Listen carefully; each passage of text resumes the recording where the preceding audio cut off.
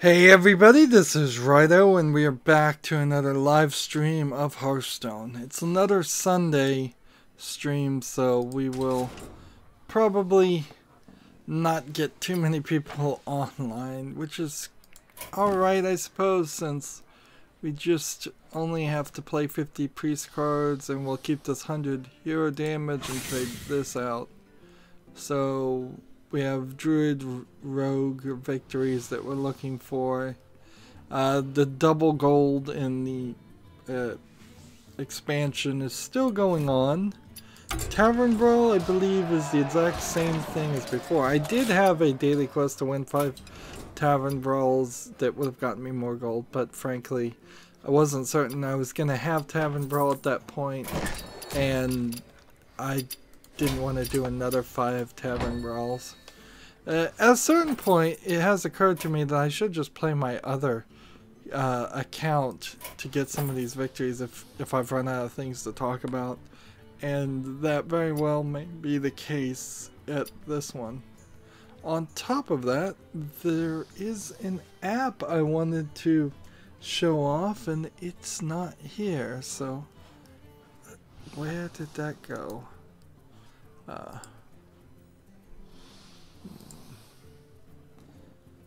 Let's see, here we go.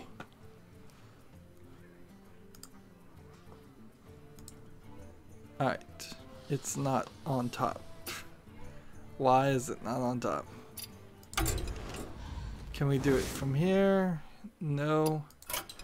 Well, I'm still trying to learn this new app, and why it's not showing up is kind of a confusion. Yeah, because you can't see that, and I swear that was working before. Let's see if we can change this and see. Capture third-party overlays.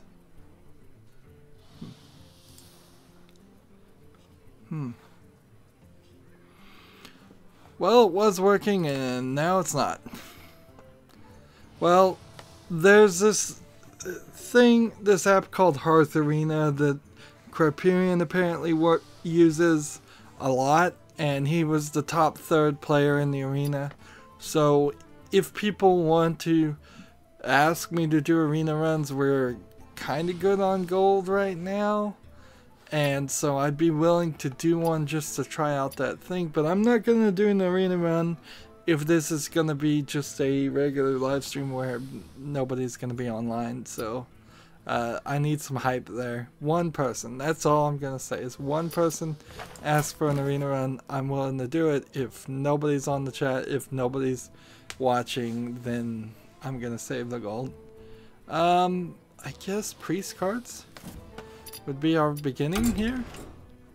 There's not a ton of news, but there's a decent amount to talk about. I guess also I should always play ranked. With the next expansion coming out, that is certainly the way I should look at things for now. Right now my audio on my computer is also acting strange. For some strange reason, the volume mixer just won't launch. So that's fine for now, but what in the world?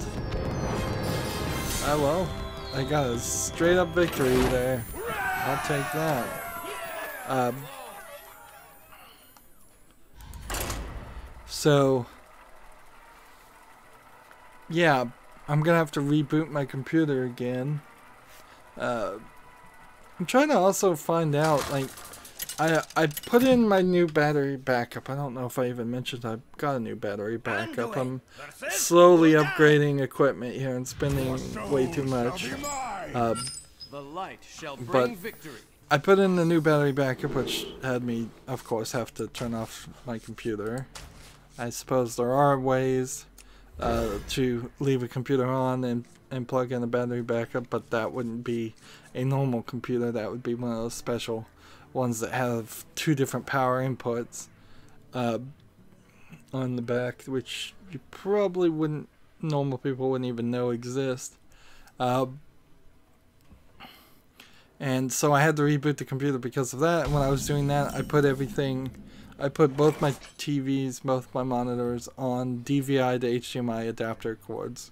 But I also have a connector on the back of my computer that is HDMI. That was what I was using by default originally. And then I have 4 display ports. And I'm trying to figure out if there's any actual difference on using the physical connectors, and I bet there might be on some cards and there might be on other cards. There might be reasons why things would work one way and not the other, but I don't know those reasons or how that would all break down. I could have sworn at some point my new TV said that it could do 75 Hertz, and now I cannot find that option there. And that's what's confusing me most, is the concept that, yes, maybe there's this 75 Hertz option that I've just missed. Well, let's not take too much time here sitting around. We can just go through the news. I wouldn't be surprised if this is a 30-45 minute episode and that's it. We're working our way down that path of things being like that, where I'm losing episodes instead of gaining episodes on Hearthstone, which is fine. What isn't so fine is that it's taking me the realistic amount of time to record other games is not what I'm really happy with. So, like, because of that, I am having this dissatisfaction with my output, but it really is just the realistic amount of time, and so I'm upset because I can't do something superhuman, is the real truth of it, and that's not a way to do it. So, like, I'm playing Life is Strange, and I got to the end of episode 3. I had already gotten the twist of episode 3 spoiled for me. I didn't really let on, but I probably subconsciously hinted at it a couple of times.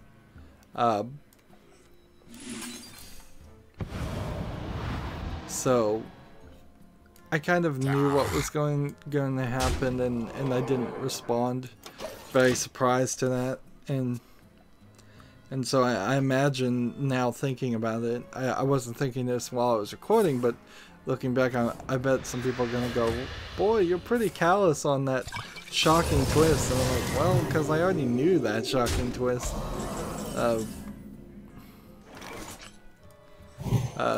The game itself is fine, but it's hard to connect to it. The lesbian undertones have come out to straight lesbian admissions between at least one of the, well, frankly, one, possibly both of the two 18-year-old girls. There's definitely some I had to use the word jailbait actually in the gameplay at this point, because there's definitely some hovering around that in the story. One of the characters was seemingly sleeping with a drug dealer that was at least a few years older, like a 25-year-old to an 18-year-old. And other things happened without really spoiling things. I guess even that's a spoiler. Everything's a spoiler, and I'm not gonna be that conservative with Life is Strange. It's frankly not that good of a story to protect.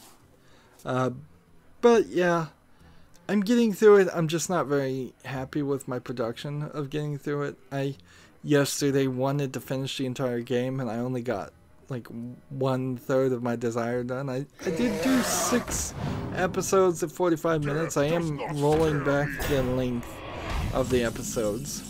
And honestly, in rolling back the length of episodes, I am probably just giving myself excuses to take more breaks.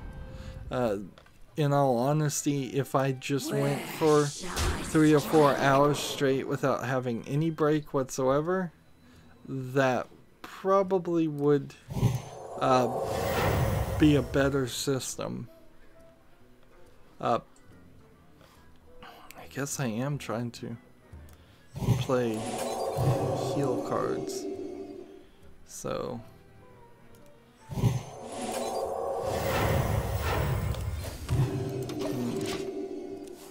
so we'll play all the cards. Yeah, so if I was able, if I didn't have to have the endings and the beginnings of each episode, if I was just gonna fade into the video and then fade out of the video and do all of that editing later, which is to say, have somebody else do the editing, that's really where the time saving would help. Then I could just probably sit in the chair for 4 hours, play more similar to the way regular video game players play games.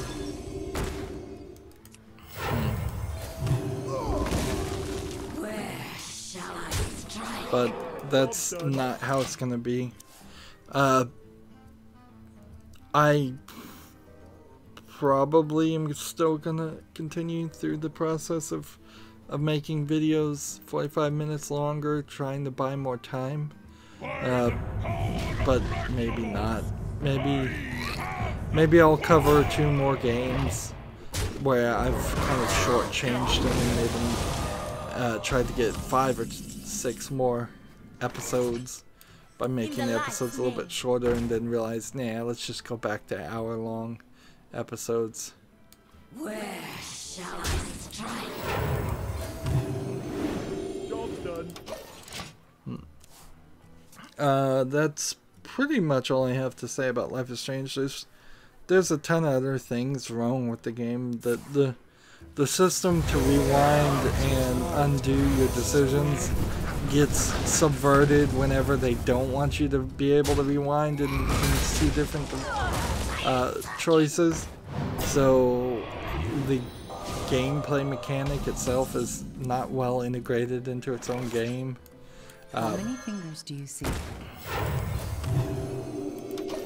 There's in a weird way, the rewind time ability is costing me a lot of extra time because I'm just looking at every single option, and I'm glad more games don't have that. Quantum Break had a time manipulation thing, and it probably did it a little bit better, but it still wasn't a good game. Not all who wander are lost. Job's done. Moving on, the Hearthstone Death Knights update is what I'm calling it right now. I'll try to make a video if I can once we see all the cards, but as I've done in the past, I don't want to make a video just saying, hey, there's an announcement of this update that was leaked by their Chinese site. The real announcement came out with that Chinese Hearthstone tournament that they seem to be very big into. I will say this year, at very least, there was more people in the audience when they announced the next expansion and started that tournament. So it's growing, but still by China standards, that room was not packed. Everybody had a seat at a table, and very probably very uncluttered. And that's just not what I typically expect for China. If there's one place, like China and India, you just expect it to be cram full of people. Like, shoulder to shoulder cram full of fans. Like you would have at a rock concert, a mosh pit or something. You don't expect something more along the lines of a baseball stadium where every single person has a chair, and even if the chairs are cramped. But it is growing, and certainly Blizzard is very interested in growing interest of Hearthstone in China. I think one of the things they could probably do really well is merge the channels, though. Hey, another free victory. Nice. Maybe I'll get lucky and get free victories on the expansion I really need.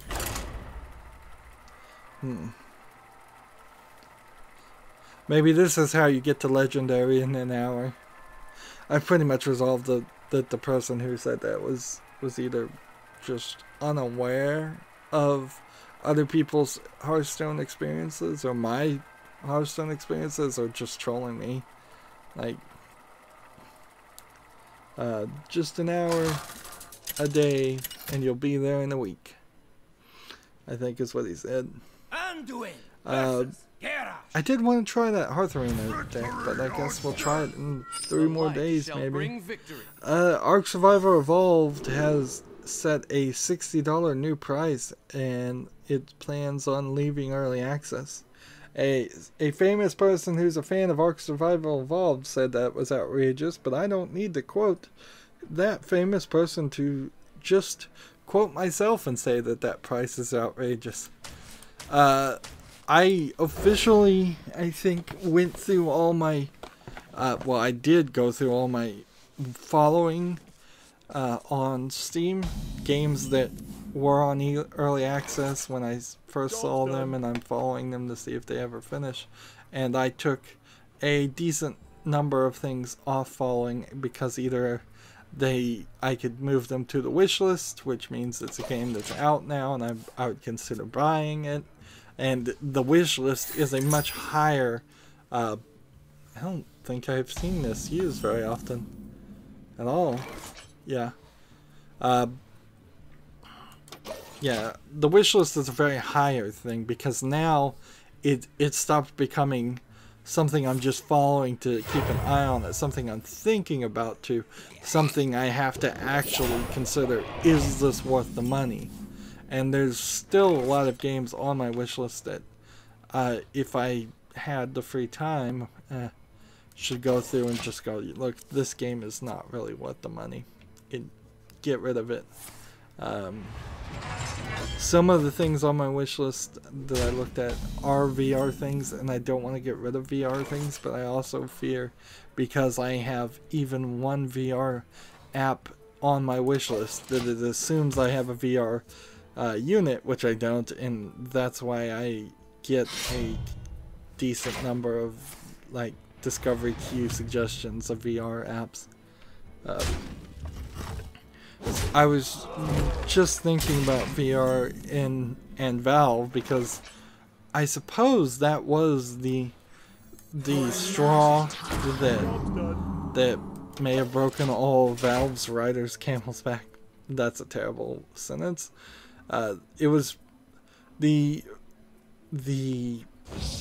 Aperture Labs VR demo game that Valve made was probably the last content, if you exclude content updates for Team Fortress 2 and Counter-Strike Go and things like that. It's the actual new content that was last made, and I suspect that's what killed them. People figured or thought that they would that would expand into a bigger project, and I bet it came down the wire to all, I think, 5 of the writers that were working at Valve that no, that's not, nobody's really interested in making a bigger project from that, so they have nothing to write, and so they have nothing to do. And I think at Valve, if you have nothing to do, you either have to find something to do, or they force you to do customer service, and nobody wants to do customer service, and I can kind of understand that.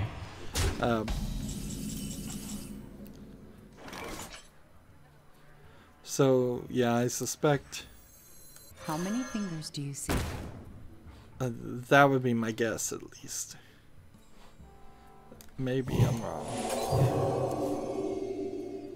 Here we go. I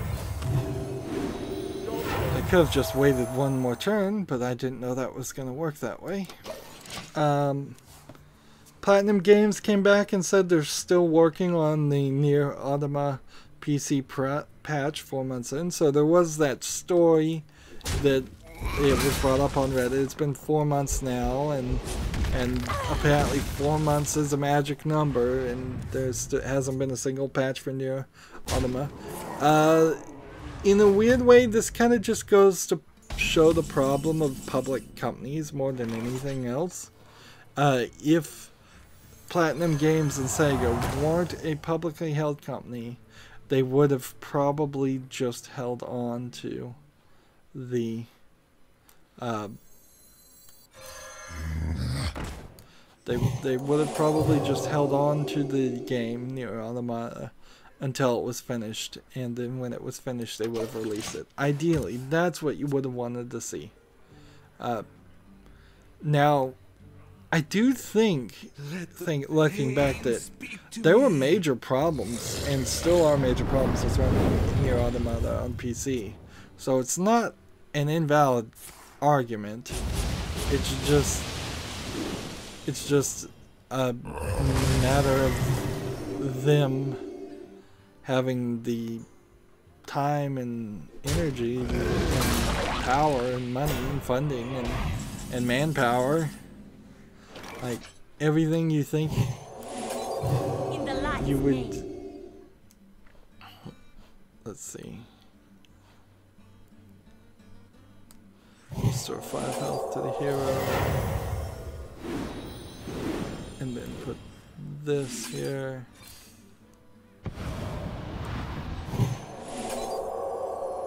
And then put this here. And then we'll hit attack here. And then return. My only argument here, and it's not really a fair argument, is Japanese people, I've seen the way they do things. Well, he may have just killed my guy. He did.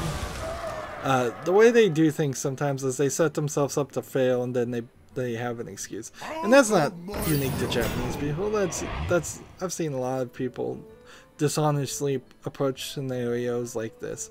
But I wouldn't be surprised if Sega came back and said, PC games don't work. We can't make PC games and be profitable because all the PC gamers are a bunch of crybabies, and they want us to patch the game constantly forever, which isn't valid. I mean, completely invalid argument, but something I could see lots of companies making. Or I could see Platinum Games coming back and saying that. It's like, we tried to put our games on PC, we did our best, and people weren't happy. People were complaining. And they will totally listen to the one complaint versus the millions of dollars they've made and all the people that bought it trying to support it. But as an end consumer, there's really nothing you can do about that. I mean, if somebody's going to mishear a message just because they have set themselves up mentally to mishear the message, you really can't fix it. Like, I cannot in good faith tell people, don't complain about the fact that there isn't a PC patch for Nier Automata, because I think Platinum Games or Sega are going to come back and say PC gamers are a bunch of whiners and we're just never going to put anything else on PC. I think we have to be true to ourselves and say, look, we we deserve a patch here. This game is buggy. You should have put out a good product. And we should just brace ourselves for them to come back and say, well, too bad. This is why you can't have nice things. That is a really nasty end to this. That could have been something great. And so hopefully that's not what happens. But I wouldn't be surprised if it was. And there's really nothing we can say more. And we'll just sit. Time will tell what happens. And one would hope when that patch comes out, it's perfect. Otherwise, we're going to have other issues. Just more people rightfully complaining. Here's an interesting story. There's this singer called Dion DiMucci, who is the singer of the song The Wanderer, which was in the Fallout 4 live-action commercials that when Fallout 4 first came out. And as the singer, he seems to oddly own the rights to the song in a weird way, which is very odd for the music industry. But he is decided to sue ZeniMax for breach of contract because he claims that in the contract he had right of refusal and a right to bargain for the licensing fee, and he claims ZeniMax didn't listen or follow either one of those rights when making those live-action Fallout commercials. Furthermore, the reason he's saying in his legal briefings that he's suing them is because the commercials are, quote, repugnant and morally indefensible and portray homicide in an appalling way. There were, like, the quote there, I messed up. The quote ended at repugnant and morally indefensible, and then the quote ends, and then the way it was written is portray homicide in a, quote, appalling way. Now, I looked at the commercial that he's talking about. Now, I could see that somebody might be slightly upset if they have no idea what Fallout is, but there's really nothing repugnant in those commercials. I mean, they're made for TV commercials. You see a couple of super mutants. Yeah, I don't even know if you see shooting. You see a lot of fallout and destruction on the sides of every scene, of course, because that's what Fallout is. You see the main character, the main male version of the character, get into a armor suit, and you see him walking around with a gun but not really shooting it. There's nothing horrible there. I've seen a lot more repugnant and morally indefensible things, like hundreds and hundreds of times worse.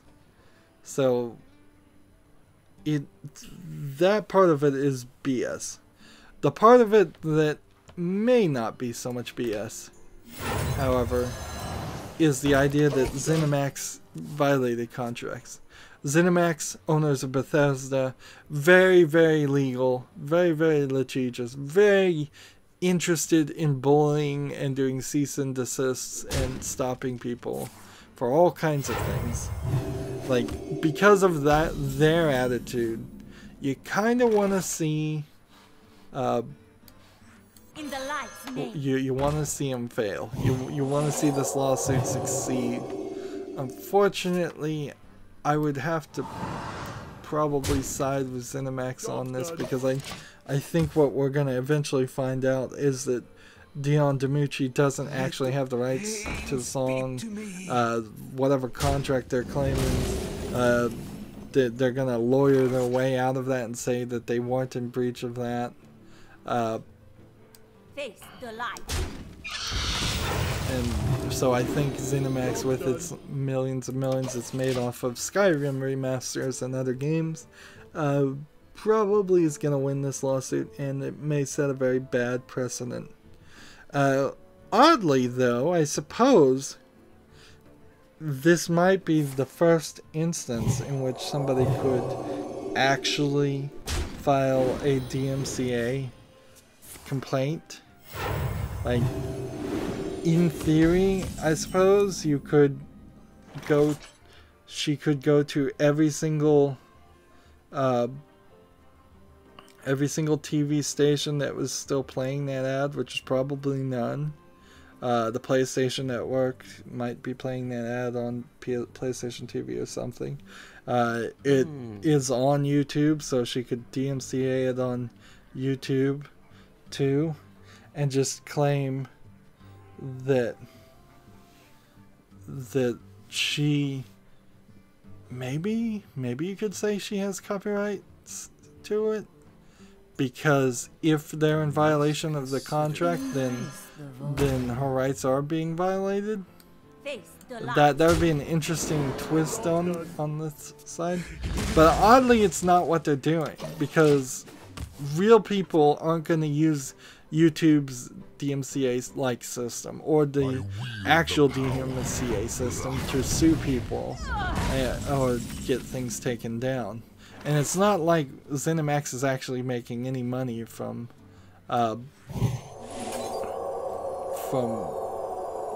that particular commercial. And I don't think it is used in the game, and so because the Wanderer's not used in the game, I don't think they're going to come back and win any kind of huge judgment that says 50% of the sales or 10% of all the sales of Fallout 4 goes to this person. But a little interesting insider drama there. Mass Effect Andromeda has dropped de novo in the latest patch. Uncertain whether that was intentional or not. In the light's name. It may have been just accidentally dropped, which is an odd thing to say, but Feel my pain.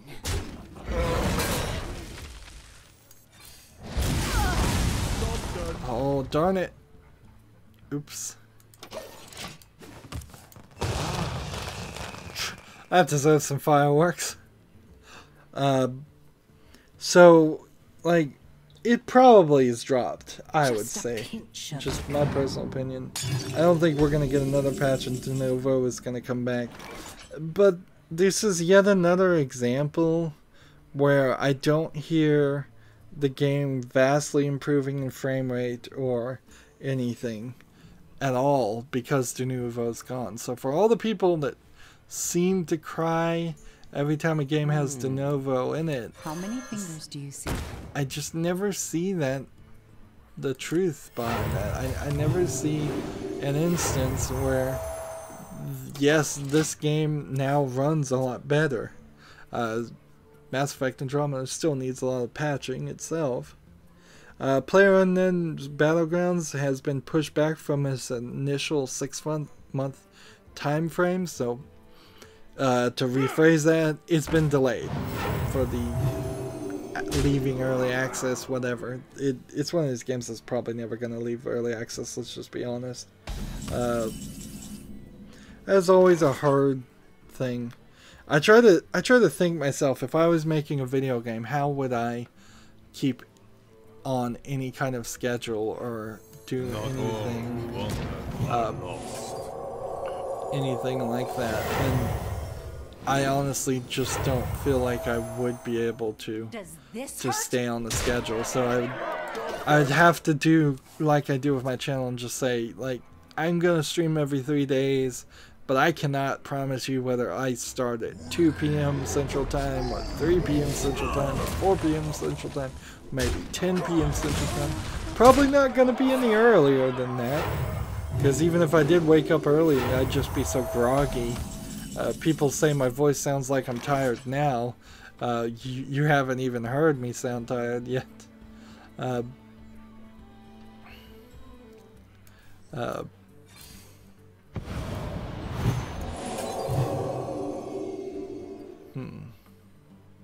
Does this hurt? Job's done. I think I needed to heal. I ran out of ability there.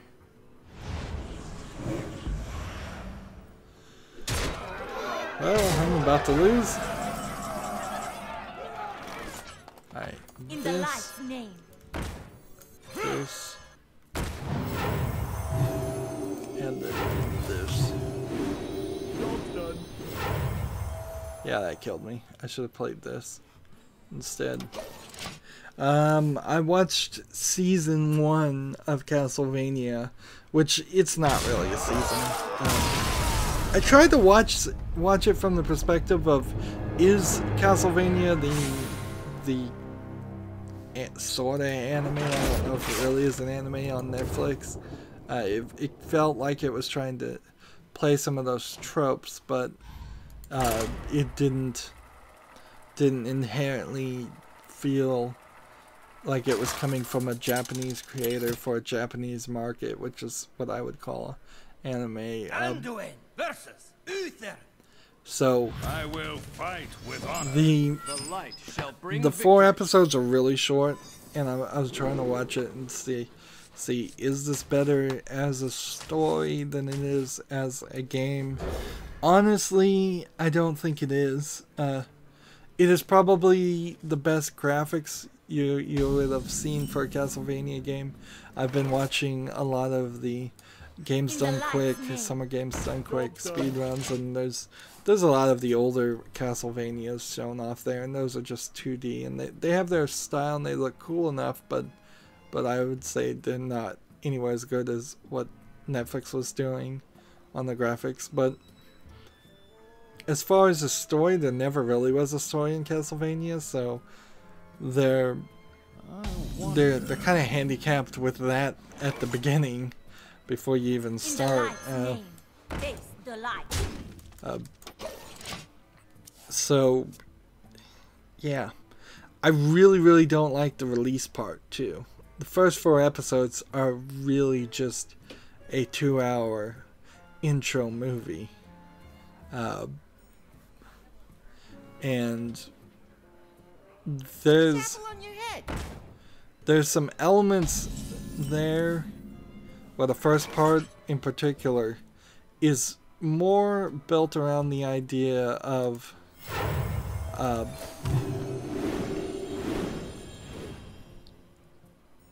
let's see, how would you say this? It's Face the light. more built around the idea of trying to set up a different enemy versus instead of, well, it's trying to set up the church as an enemy, where I don't know if that really ever happened in any of the Castlevania games. They haven't gotten into the castle. They haven't done any fought anybody. They're really just explaining why the castle is going to be infested with monsters and why certain things are going to be the way certain things are going to be. Let's just go ahead and play these cards. Job's done. So I guess all I could really say is it looks good, but it's been released in a horrible way, and it's not really doing anything. Like, it feels stupid when it's trying to do something that would have been done better as a video game. And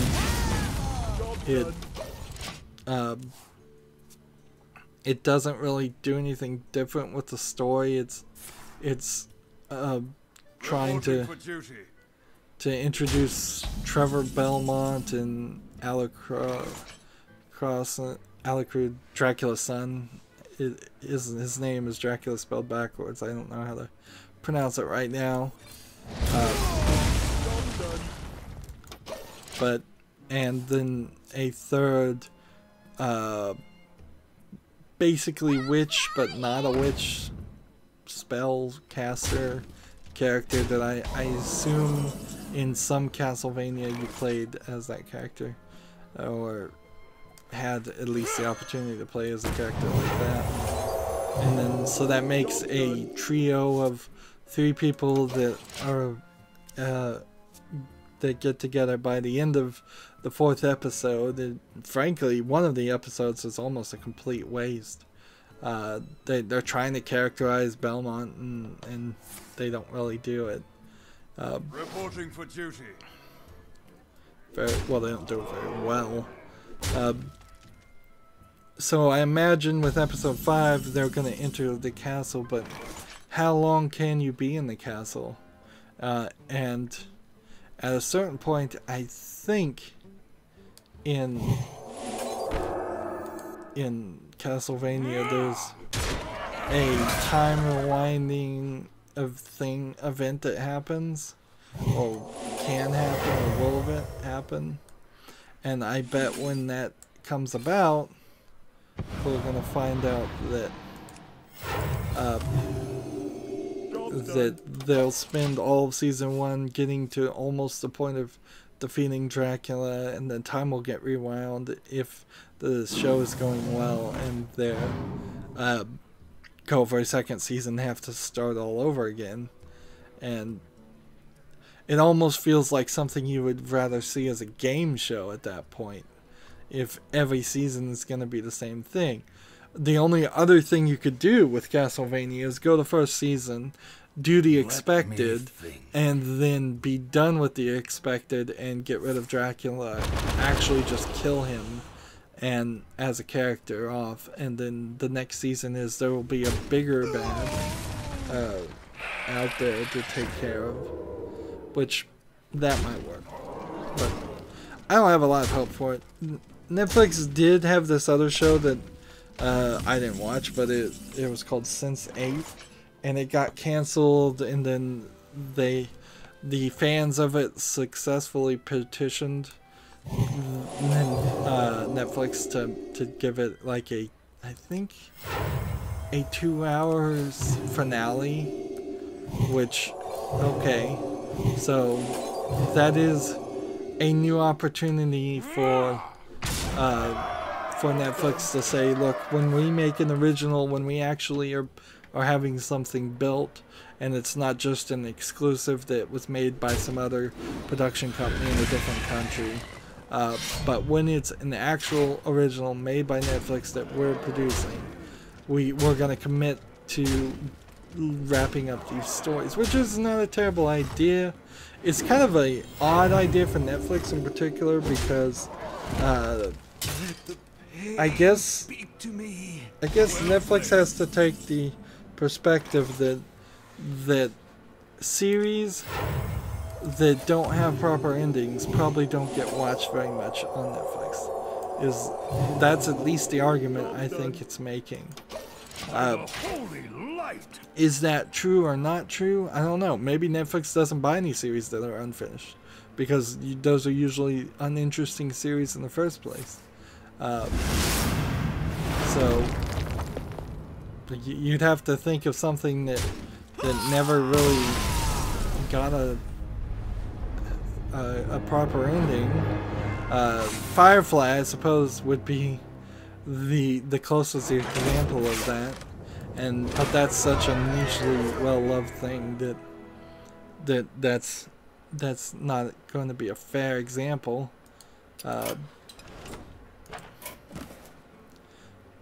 But I certainly understand and know the feeling of, we need a druid or a rogue here. I know the feeling of not being happy when series don't end, and certainly that stops me from watching a lot of things. Like, that is my entire hate of the Sci-Fi Channel, is the fact that things just aren't given a proper ending at all. In a weird way, the 12 Monkeys series, which is the one show I have been watching on Sci-Fi in the past decade, even that Sci-Fi is kind of throwing out there as, like, they threw out the most recent season over the course of a weekend, and then aren't re-airing any of the episodes, so they just didn't have time slots for it at all. Apparently they didn't care about it, but they said they were going to give it another season, so I hope it gets a wrap up.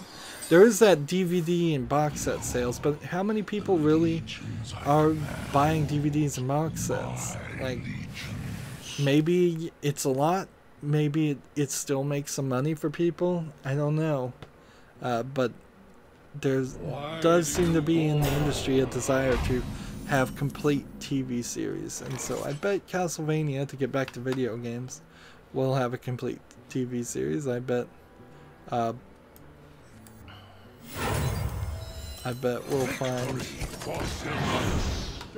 find some other ones also have that.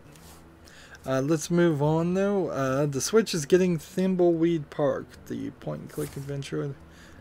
That's going to be an easy port, assuming anything is easy to port to the Switch. Let's see, how do I want to do this now? This is a good question. We've just hit the 45-minute mark, and I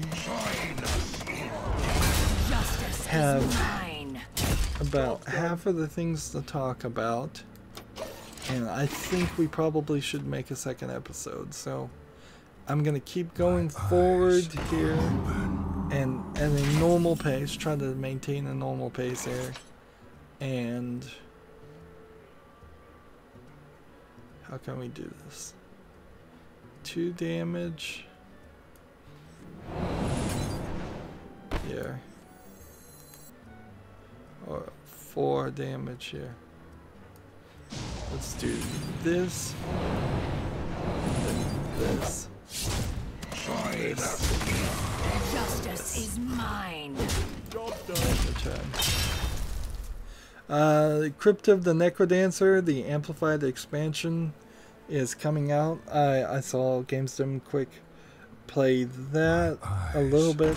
A lot of the games done quick, I just kind of skip to the end and just like, I want to see the end of a game. It's a funny balance because you're not really seeing people play the game. You're seeing people break the game, and so they skip large sections, and you're not seeing that. Like, I watched Zelda Breath of the Wild and saw very little of what that game actually is, but more than I had seen probably before, because I'm not gonna spend the hundreds of hours it probably would take to watch a full long play of it. I watched Mario 64. The Mario 64 was all 120 stars being speedrun, so that was a nice refresher. Of course, I've played Mario 64, but it's been a long time ago. What's interesting about Mario 64 in particular, though, is that game is completely unfinished and broken, and yet they managed to make it become really popular. If you take a step back and think about it, Super Mario 64 was at some point going to be a full open world game, much closer to something, say, the lines of Mario Splash. Isn't that the name of it? Mario Sunshine. Yeah, where there's a lot less transitions and a lot less narrow instances of games, and at some point in the designer's mind, though, I'm pretty sure that was going to be a completely open world game. There were going to be no paintings, no going to different realities at different times, no needing to leave a painting and go back into the painting to get a different star. That system is actually incredibly annoying, but we overlooked it because there was nothing else like it at the time. But I was thinking to myself, like, if you were going to make a remake, if you were ever going to go back to Princess Peach's Palace, which I suppose you probably aren't ever, it's probably never going to happen for Nintendo, but if you were going to do something like that, that game would not sell well. It just wouldn't work. A little cut. Let's see. Really don't have a reason to use that right now, so I'm gonna hold on to it.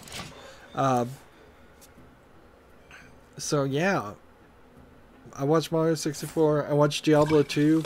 Interesting there as far as the speed run. It's been a long time since I'd seen Diablo 2. I'm not sure I ever did the expansion of Diablo 2. I think I may have played all the way to the main story of Diablo 2.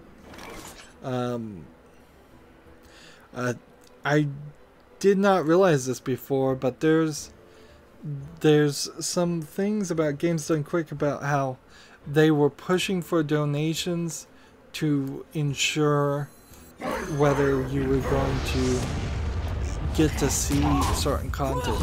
So it was like, do you want to see a Portal 2 speedrun? Because if you want to see it, you have to get our donations up to this point. Do you want to see this speedrun? If you do, you need to give us more money. And that's not something I'd seen before. And I felt it was kind of gross. And they seemed like they were more than willing to just constantly go that route too.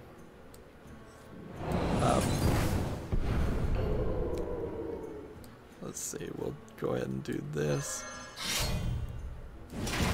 And then we'll do this. And we'll do this. Just play all those cards. And there's a lot of talk in a lot of the speedruns, which I think is probably a good thing, but also it's kind of a bad thing, because the shout out for donations thing gets beaten down because of that. And I think what they're going to have to do is they're going to have to just update their Chiron and put donations on the screen. Or have the announcer reading out donations in the background while the guy is talking, and just have like 2 separate audio playbacks going on at the same time, because there's just it's just not working well. A lot of the speedrunners don't ever call for donations. A lot of times when they do call for donations, the announcer that's supposed to read the donations is either distracted running the audio board. I know they're all volunteers. I think that's probably partially the problem, is that they need some better experts there instead of volunteers sometimes. None of them were terribly bad, but there needs to be one person that runs the board. That's always been my experiences. Somebody that has a style and knows how to do it. Anyways, that's going to be it for this recording. We'll see how long the next one is. If you're watching live, stay tuned. Everybody else, as always, I ask you to like, share, subscribe, comment, and watch every second of my videos. If you want to friend or follow me on basically any social media sites, there's a whole bunch of links down below. Thank you for watching. Have a good evening.